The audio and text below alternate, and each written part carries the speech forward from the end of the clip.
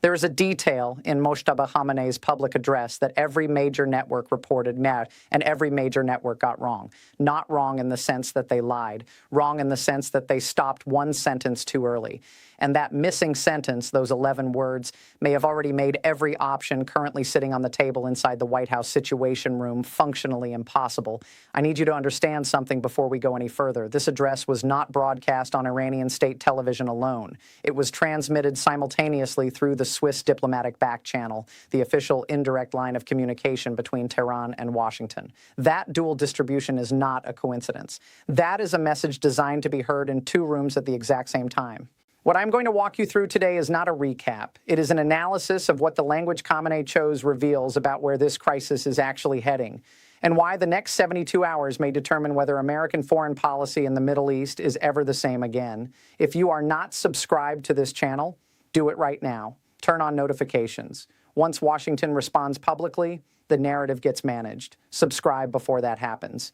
Stay with me. To understand why Khamenei's words landed with the force that they did, you have to understand the assumption that the entire operation was built on, because that assumption did not just fail. It collapsed in a way that created the exact opposite of what was intended. 11 days ago, the United States and Israel launched what the administration publicly called Operation Epic Fury. The stated objectives were clear and, by Washington's own framing, achievable within days. Destroy Iran's nuclear infrastructure, eliminate Supreme Leader Ali Khamenei, create the conditions for a new government, one aligned with Western interests, to emerge from the resulting chaos. President Trump announced the operation himself. He promised the American people that Iran would be, in his words, brought to its knees. Swift, decisive, final. The cost was not supposed to be measured in American lives or economic disruption. This was supposed to be a surgical demonstration of American military dominance, an operation that ended Iran's nuclear ambitions permanently and reshaped the Middle East in a single week. But the entire architecture of that plan rested on one assumption: kill Ali Khamenei and Iran fractures. Pause and think about that assumption for a moment, because anyone with serious knowledge of how the Islamic Revolutionary Guard Corps operates, and there is substantial open-source academic and policy literature on exactly this question going back decades, knew that assumption was not intelligence. It was wishful thinking wearing the clothes of strategy. Within hours of Ali Khamenei's death, the IRGC had already made their decision. Iranian state media ran a single line: the Islamic Revolution continues under its rightful successor.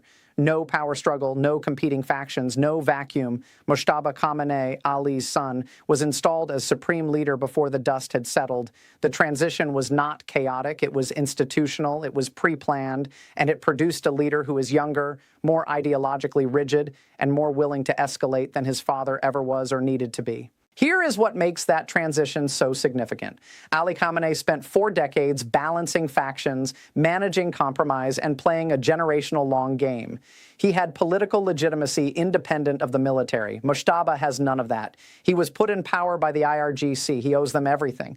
And what the IRGC wants, what they have always wanted, is the complete removal of American military presence from the region.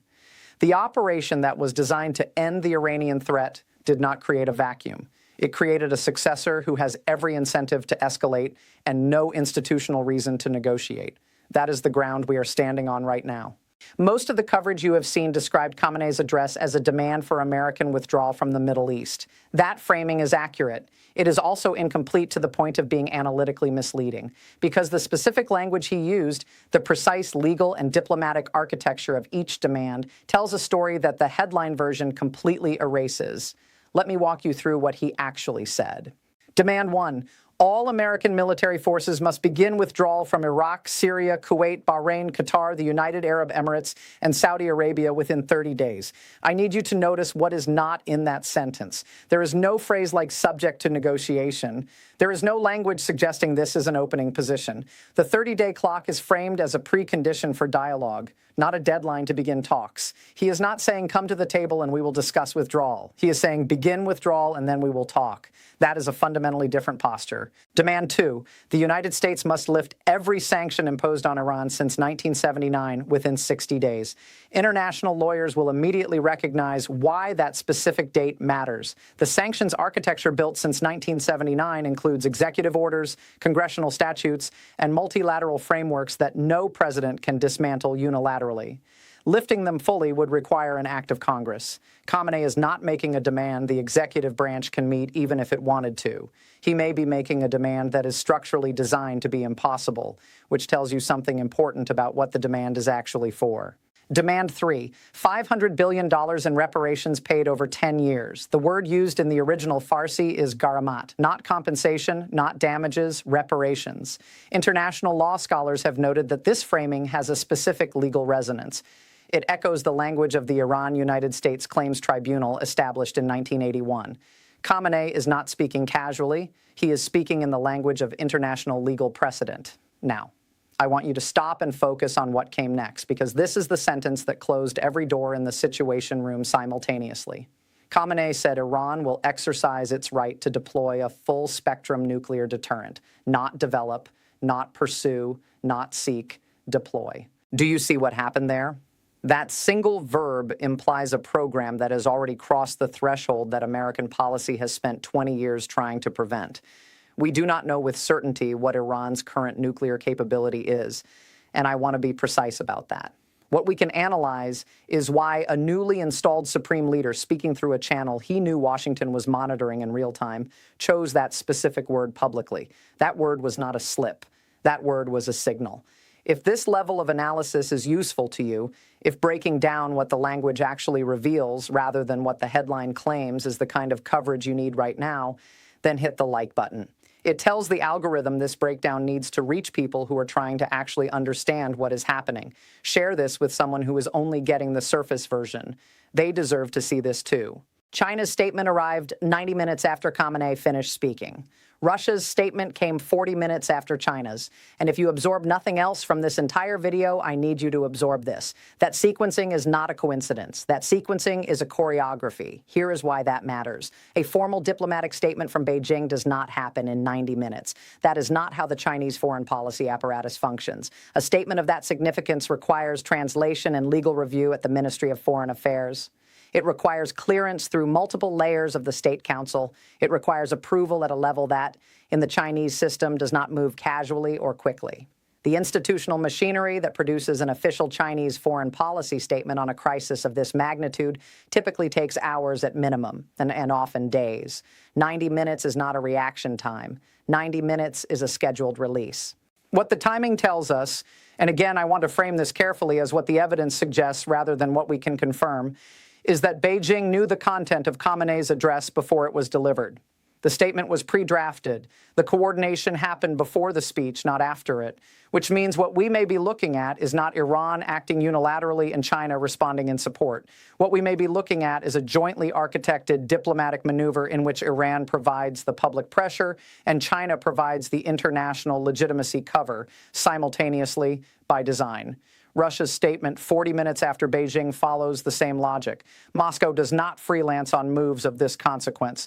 The sequencing, Tehran speaks, Beijing validates, Moscow echoes, has the structure of a rehearsed sequence, not a chain of spontaneous reactions. Now look at what the markets did with that information. Within 3 hours of Khamenei's address, crude oil jumped toward $121 per barrel. The S&P 500 futures dropped 4% before trading was halted. Gold spiked to its highest price in recorded history. Bitcoin collapsed by 22% as institutional investors fled to traditional safe havens. Financial markets do not move that fast in response to rhetoric. They move that fast in response to what they assess as structurally real. When traders in Tokyo and Singapore and London looked at that 90-minute Chinese statement, they did not see diplomatic posturing. They saw a signal that the geopolitical architecture underneath this crisis was more coordinated and therefore more durable than anyone in Washington had publicly acknowledged. The global economy is not panicking over what Iran said. It is pricing in who is standing behind Iran when they say it. That changes everything about what Washington's options actually are. Before we talk about what Washington does next, I need you to slow down with me for a moment. because there is a timing detail buried inside this story that reframes everything. And I have not seen a single major outlet stop long enough to explain why it matters as much as it does. The Pentagon assessment that leaked to the Washington Post was dated March 9th. Khamenei delivered his public address on the night of March 9th, going into March 10th. That means the military's own classified conclusions about the trajectory of this war were finalized before Iran made its demands public. The Pentagon was not responding to Khamenei's ultimatum when it wrote that document. It was writing independently, and it reached the same conclusion that Khamenei's demands assumed was already true. Let that sit for a second.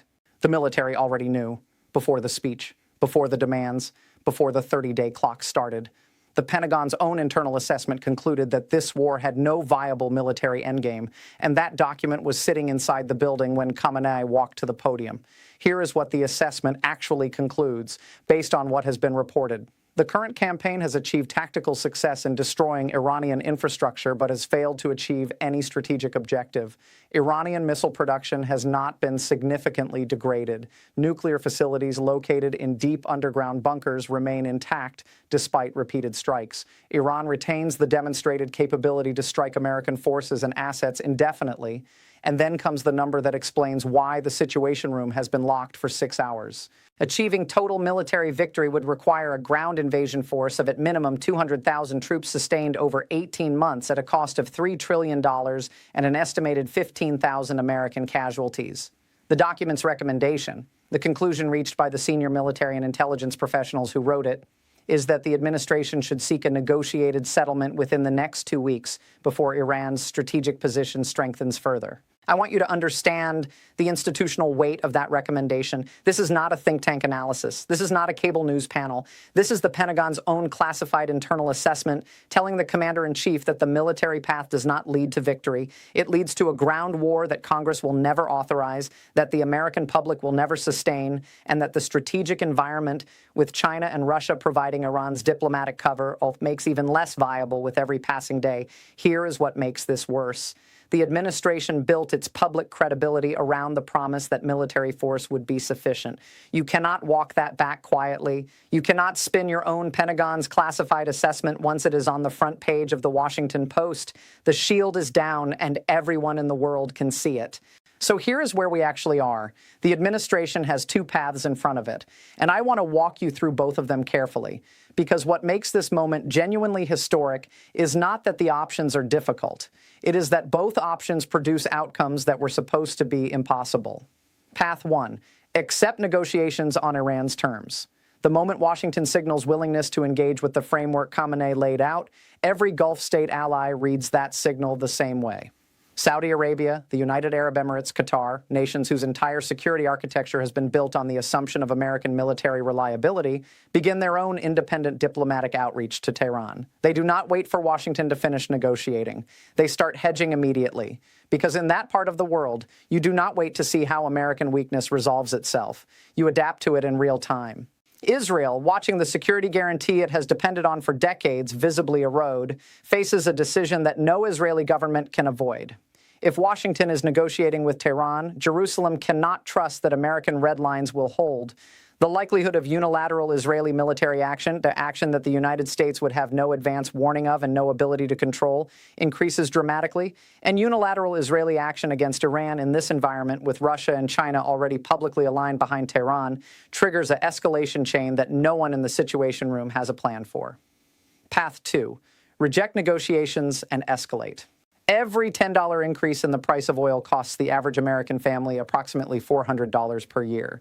Brent crude is currently sitting near $121 per barrel. If the administration rejects negotiations and Iran moves toward closing the Strait of Hormuz, that number does not plateau. It accelerates. Airlines begin canceling routes. Shipping costs surge across every sector of the American economy. Inflation, which was finally showing signs of cooling, spikes again in a way the Federal Reserve cannot address without raising rates into a weakening economy. European allies, Germany, France, Britain, who depend on stable Middle Eastern energy flows, do not quietly accept that outcome. They publicly break with Washington. A divided Western alliance cannot apply coordinated pressure on Iran. And without coordinated Western pressure, the The back-channel negotiations that the administration is currently using to buy time lose whatever leverage they carried. And then there is Hormuz itself. 20% of the world's oil supply moves through a waterway 21 miles wide at its narrowest point. If Iran mines it, the United States must either accept that closure or conduct military operations to reopen it. Those operations mean striking Iranian coastal defense systems. Those systems include Russian-made S-400 installations. Striking them risks Russian casualties. Russian casualties in a direct confrontation with American forces is a threshold that changes the entire nature of this conflict. Stay with me through the next section, because this is where I give you my read, based on what the evidence suggests, on what the administration's actual strategy is right now, and it is not what they will say publicly. What I am about to walk you through is my analytical read of the strategic logic currently driving decision-making in Washington. This is not confirmed reporting. It is grounded in how back-channel negotiations between the United States and Iran have functioned historically and in what the publicly available evidence suggests about the administration's current posture. I want to be precise about that distinction. Here is what I think is actually happening. There are three scenarios on the table right now, and the one the administration chooses will define American foreign policy for the next decade. Scenario 1, the face-saving exit. Washington uses the Swiss channel to quietly signal willingness to discuss certain elements of Iran's demands without ever publicly acknowledging those demands as legitimate. The administration reframes this domestically as a return to principled diplomacy. Iran accepts the signal as a de facto acknowledgement that its leverage is real. The 30-day clock gets extended through back-channel agreement. Neither side formally concedes anything. Both sides claim a version of success to their domestic audiences. This is the most historically common resolution to confrontations of this kind, and it is the option that looks least like surrender while functionally being closest to it. Scenario 2, the escalation gamble. The administration rejects public negotiations, launches additional strikes against Iranian proxy infrastructure in Iraq or Syria, deliberately outside Iranian territory to avoid triggering the Hormuz or nuclear thresholds, and frames this as demonstrated resolve. This buys time domestically. It does not resolve any of the underlying strategic problems, and it hands Khamenei exactly the imagery he needs to consolidate support inside Iran. Scenario 3, the freeze. The administration simply runs the clock. 48 hours of silence becomes 72. 72 becomes a week. The calculation is that economic pressure inside Iran eventually fractures Khamenei's internal coalition before the 30-day deadline arrives. This is the least publicly risky option. It is also the least likely to work. Here is the single tell that reveals which path they have chosen. Watch Secretary Rubio.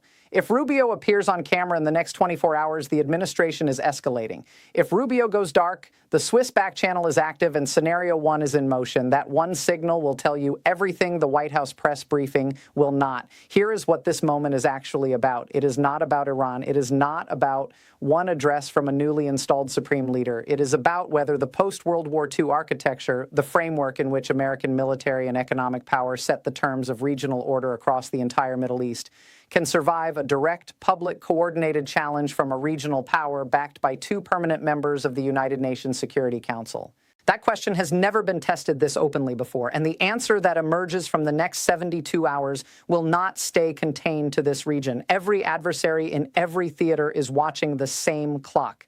Every ally is running the same calculation. If a regional power can absorb the initial strike, harden its position, secure great power backing, make public demands, and watch the world's dominant military go silent for 48 hours, that becomes a template. That template does not disappear when the specific crisis resolves. The institutions that underwrite American credibility, the alliance framework, the reliability of security commitments, the deterrent value of American military power, those institutions exist independent of any single administration. Their erosion does not reverse itself when the political leadership changes.